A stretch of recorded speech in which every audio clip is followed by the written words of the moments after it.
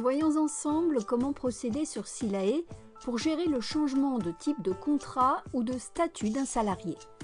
Prenons l'exemple d'un salarié présent dans l'entreprise avec un contrat à durée déterminée, autrement dit un CDD, qui va passer à un contrat à durée indéterminée, c'est-à-dire un CDI.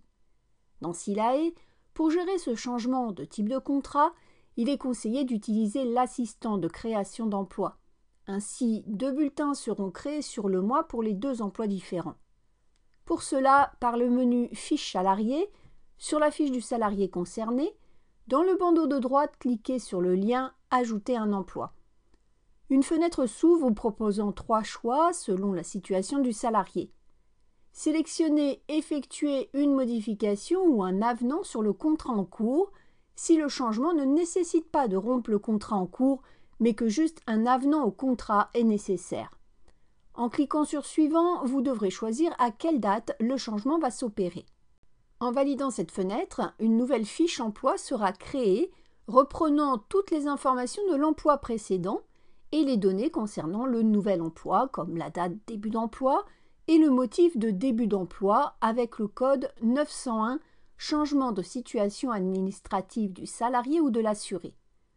Vous devez vérifier la cohérence de ces informations et les modifier lorsque c'est nécessaire, comme le type de contrat en le passant de CDD à CDI, comme la rémunération ou les horaires par exemple. Sur la fiche de l'emploi précédent, le motif de fin d'emploi est automatiquement renseigné avec 902, changement de situation administrative du salarié ou de l'assuré. Prenons un autre exemple, celui d'un salarié qui passe du statut non cadre à un statut cadre. À partir du moment où le changement de statut du salarié intervient en cours de mois dans l'année, vous devez clôturer l'emploi en cours en ajoutant un nouvel emploi. Pour cela, dans le bandeau de droite, cliquez sur « Ajouter un emploi ».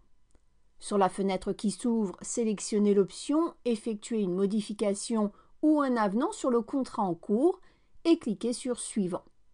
Une fenêtre apparaît précisant la date de changement d'emploi. Cliquez sur « Valider ». Cela a comme effet de créer un nouvel emploi à partir de l'emploi précédent. Vérifiez et complétez les informations, notamment concernant le nouveau statut du salarié pour le passer de non-cadre à cadre. Au niveau du bulletin de paye, lors du passage du statut non-cadre au statut cadre, il se peut que certaines assiettes de cotisation n'aient pas été automatiquement corrigées par l'application Silae. Dans ce cas, vous devez double-cliquer dans les cases des assiettes sur les lignes correspondantes et modifier la saisie.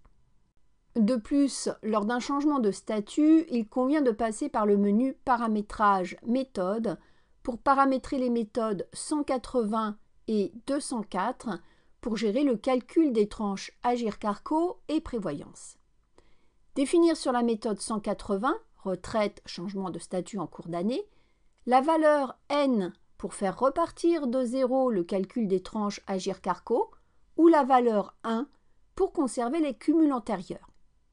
Sur la méthode 204, prévoyance, changement de statut en cours d'année, définir la valeur à N pour faire repartir de 0 le calcul des tranches prévoyance ou la valeur 2 pour conserver les cumuls antérieurs.